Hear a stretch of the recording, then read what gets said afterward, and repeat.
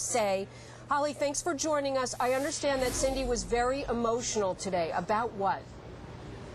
She was very emotional about a lot of things. I mean, it's now been, we're going on 4 weeks that little Kaylee's been missing, and she says it's the little things.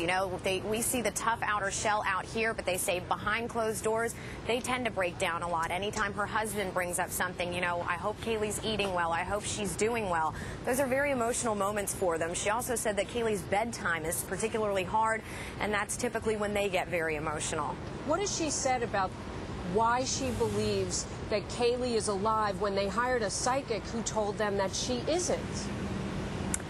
She says that she believes in her daughter. She emphasizes that she doesn't believe that her daughter is doing any harm to this child. She says at this point they haven't seen any concrete evidence saying otherwise, and she tells me deep down in her gut she still believes that her little granddaughter is still alive. And what is she going to do about it? Did she tell you what her next move is? They haven't gone to see Casey in jail.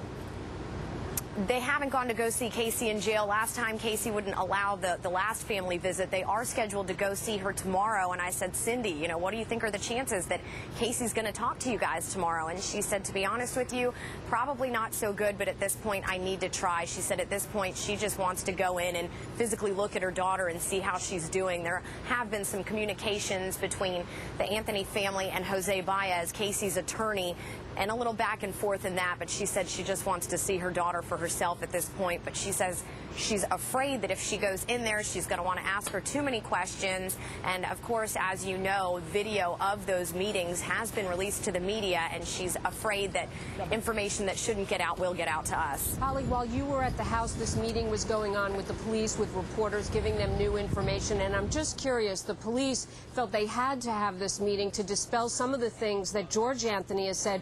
I want to remind our viewers, he is a retired deputy in that police department, and he was the one that said he insists that there was a kidnapping here. How many reporters are at the house? How much interest remains on this case and missing Caylee?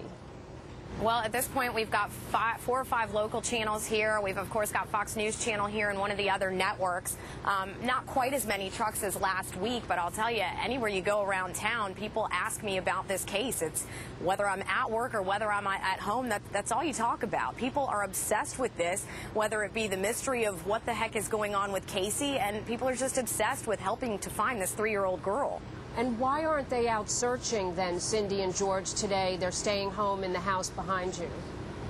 I asked her some of that, and yesterday when I had spoken with her on the phone after she had gotten back, she was up in 2 neighboring counties to where we are, and she just said that she was handing out flyers and T-shirts and whatever, but they're actually going there and talking to people that have fed in tips and looking into some things on their own, so they are doing some searching. Breaking news this hour, your interview for Fox with Cindy Anthony. Thanks so much, Holly, and let me toss it right to Trace. Yeah, because we have the